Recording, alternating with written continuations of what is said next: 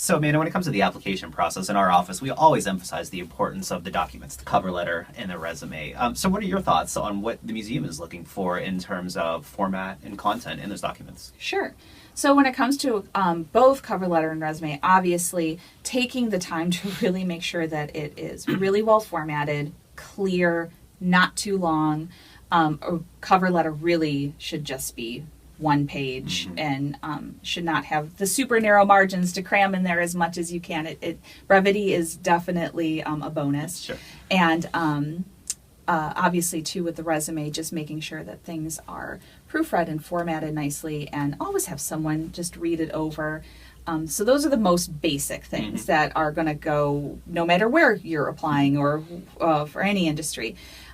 For us in particular, what we look for in a cover letter is making that connection between what we have to offer and what the student is capable of doing. So if you're applying for an internship and you're particularly interested in working, with art, just outline how you can make that connection, how you are going to benefit the museum, how you would make a great employee, a great intern, what skills you have to offer. Don't rehash your resume, obviously, but just provide that nuance, because a lot of times people are looking for a certain personality too. They want a good fit. They want to know that you're going to be good coworkers. So really kind of letting yourself be honest and open.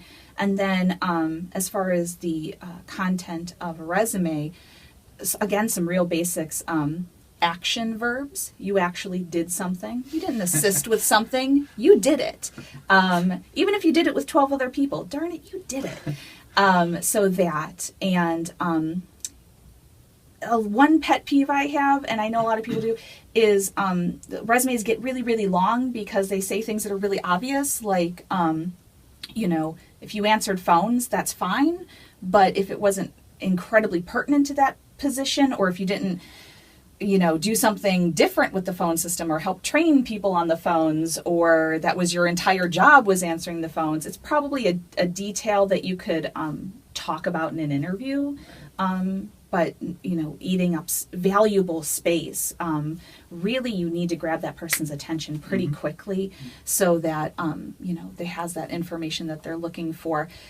So going on and on about every little detail that you did, probably not. Pick the 3 to maybe 5 things that were the most significant, something you changed, something you really, really worked on a long time, something you did differently, anything that, any leadership that you had, obviously that should be the focus.